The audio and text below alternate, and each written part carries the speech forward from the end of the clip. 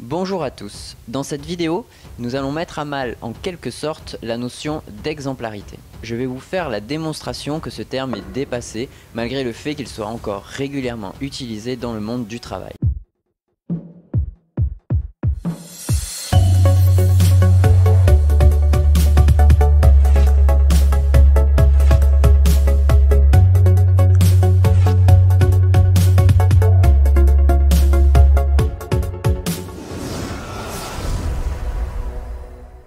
Attend-on d'un chef qu'il soit exemplaire? Devrions-nous attendre d'un chef qu'il soit exemplaire? C'est ce que nous allons voir tout de suite dans cette vidéo.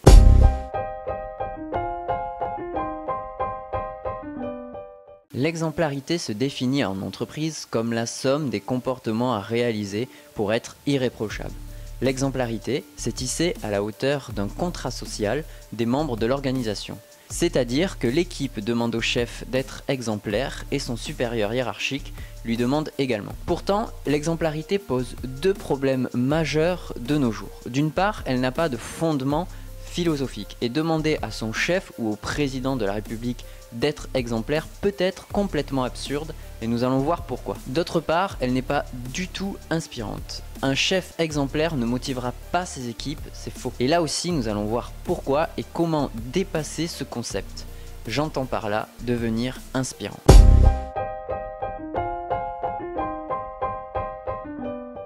Demander à son chef d'être exemplaire relève de l'absurdité philosophique. Je suis un peu provocateur, mais comme disait Diogène, à quoi sert un philosophe qui ne dérange personne? Pourtant, attention, de manière empirique, par l'expérience, cela semble indispensable aujourd'hui dans nos structures d'être exemplaire. Nous allons faire la lumière sur tout ça. Nos organisations sont construites depuis le XVIIIe siècle avec des philosophes comme Thomas Hobbes, Jean-Jacques Rousseau, Descartes, comme des contrats collectifs qui doivent diriger l'individu. Que l'homme naisse égoïste et que la société doive le recadrer, ça c'est la thèse de Hobbes. Ou au contraire, que l'homme naisse bon et que la société le corrompt, thèse rousseauiste, peu importe. La société est pensée pour fixer des règles qui garantissent à chaque membre de la communauté un peu plus de sécurité. L'homme est prêt à abandonner un peu de sa liberté pour gagner en sécurité. Des lois, des normes, des règles sont alors établies, privant chacun d'une part de sa liberté, mais garantissant en échange la possibilité de se développer, croître, survivre dans un environnement beaucoup plus serein. Les entreprises, au sens large, les entreprises, les associations, les organisations publiques, les administrations sont bâties dans ce modèle. Chaque individu doit obéir aux règles et chaque individu y consent dans la mesure où tout le monde joue le jeu. Tout le monde. Et donc, il est mal vu que le chef ne joue pas le jeu. Voilà pourquoi, par défaut, le chef doit être exemplaire. Ce sentiment est renforcé si l'individu ne se plaît pas dans son travail.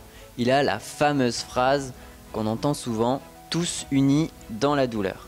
S'il souffre au travail, il attendra que son chef souffre aussi.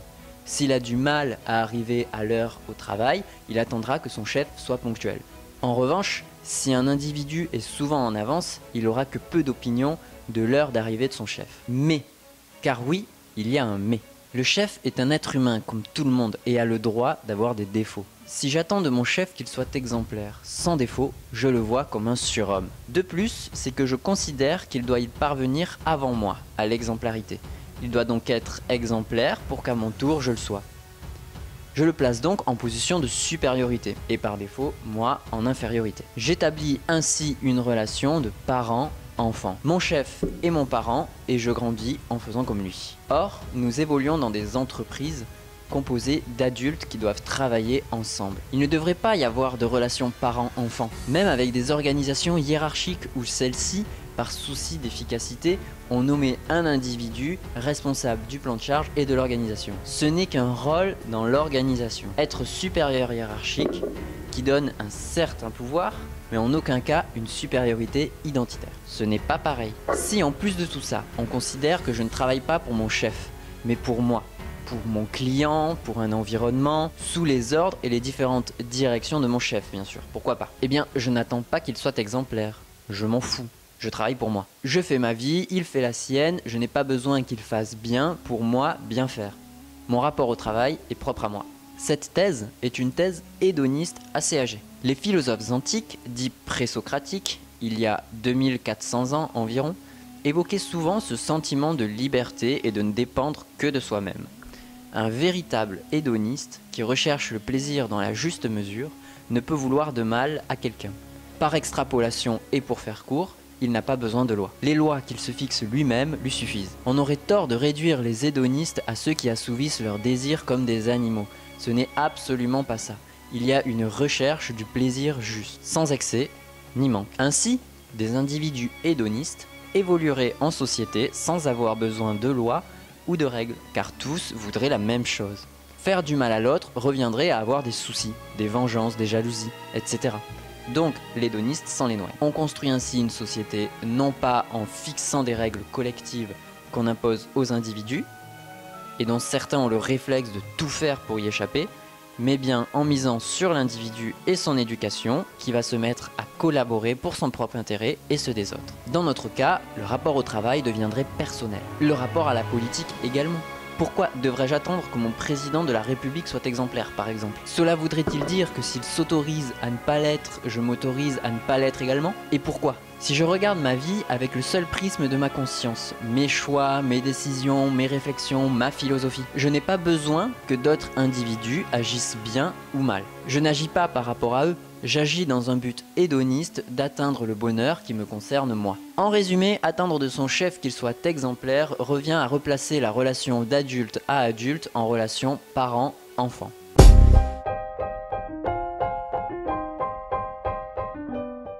Eh bien, nous l'avons vu, les gens obéissent à un schéma de pensée collectif. Bien souvent, ils se préoccupent de leur place dans l'organisation, plutôt que de ce qu'ils ressentent en eux ou de la façon dont ils souhaitent vivre. La philosophie permet de passer de l'un à l'autre. Pour se défaire de ce sentiment, il faut se tourner vers soi-même. Notre société a tendance à comparer les individus entre eux, créant ainsi un schéma de pensée compétitif. La philosophie hédoniste permet de se recentrer sur soi-même et sur la place que nous occupons dans notre environnement. Il s'agit d'attendre moins de l'autre et plus de soi. Comme disait Confucius à l'autre bout du monde il y a 2500 ans, exige beaucoup de toi-même et peu des autres. Les coachs de vie sont de plus en plus nombreux et connaissent un réel succès, signe que les gens commencent à arrêter de se comparer aux autres et commencent à s'explorer eux-mêmes. C'est cool. Passons au second problème de l'exemplarité.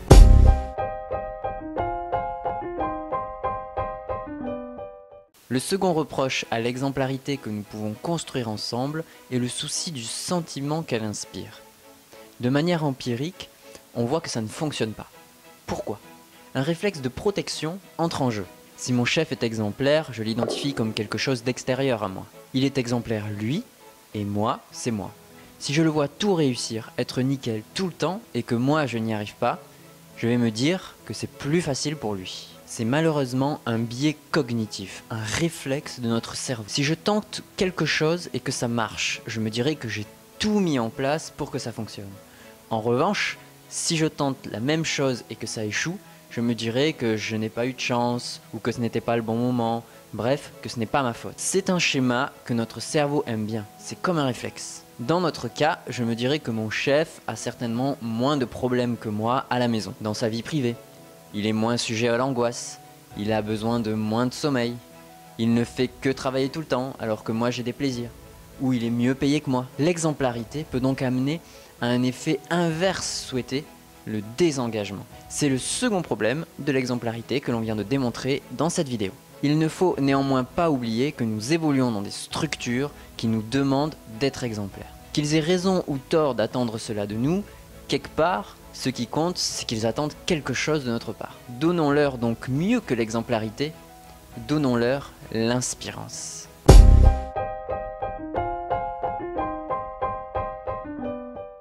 J'ose le terme inspirance, qui ne se trouve pas dans le dictionnaire, on est d'accord. Mais si exemple s'attache à inspiration, exemplaire à inspirant, eh bien exemplarité, inspirance. Pourquoi pas? Devenir inspirant change notre rapport aux autres. Dans son livre Lead Like a Coach, Karen Morley démontre que la motivation est le premier facteur de productivité. L'étude Gallup de Nick et Robinson, menée en 2016, a montré que les équipes motivées et impliquées dans leur travail réduisaient considérablement le turnover, l'absentéisme, les arrêts maladie, l'insatisfaction client et augmenter la production. Fallait-il vraiment une étude pour ça? Apparemment oui. Les mêmes sondages Gallup réalisés ces dernières années montrent que ces mêmes équipes, ultra dynamiques, motivées et impliquées, représentent 6 à 9% en France. À peine 6 à 9%. Si ce chiffre vous effraie et que vous avez envie de faire quelque chose, il est temps de devenir un leader inspirant. Les apprentis sages du management, ici sur cette chaîne et sur le site www.savantconseil.fr, apprendront donc un modèle de leadership basé sur le coaching pour réussir à réveiller une force de travail considérable aujourd'hui endormie. Avec, je cite toujours Karen Morley, respect, empathie et une distribution plus équitable du pouvoir et des libertés. Le leader inspirant saura comprendre que s'il manage une équipe de 10 personnes, lorsqu'il travaille 1 heure, son équipe en travaille 10. Il s'attachera donc à optimiser ses 10 heures de travail en misant sur des objectifs à long terme plutôt que sur des objectifs de court terme. Cette philosophie du court terme et de la perte du sens du travail aujourd'hui alors qu'il était évident encore hier est expliquée dans la vidéo Contre-histoire du travail sur cette chaîne.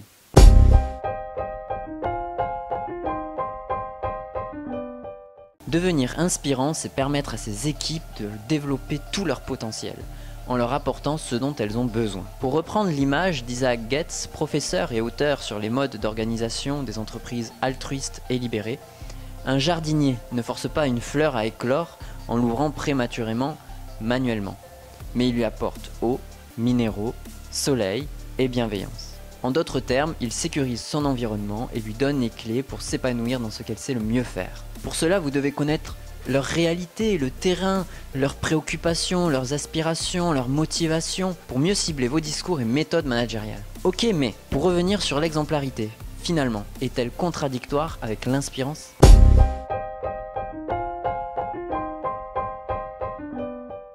Devenir inspirant revient à donner envie. Envie de devenir comme vous, envie de se réaliser soi-même.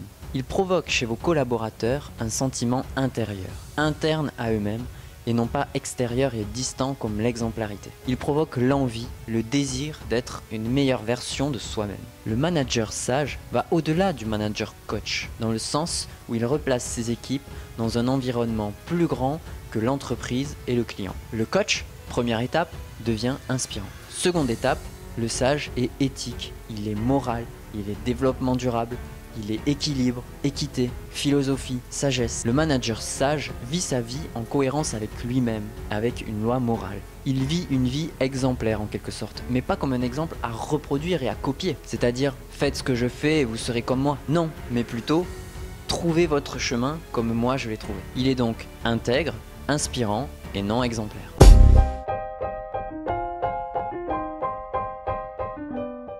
Merci à tous d'avoir suivi cette vidéo jusqu'au bout.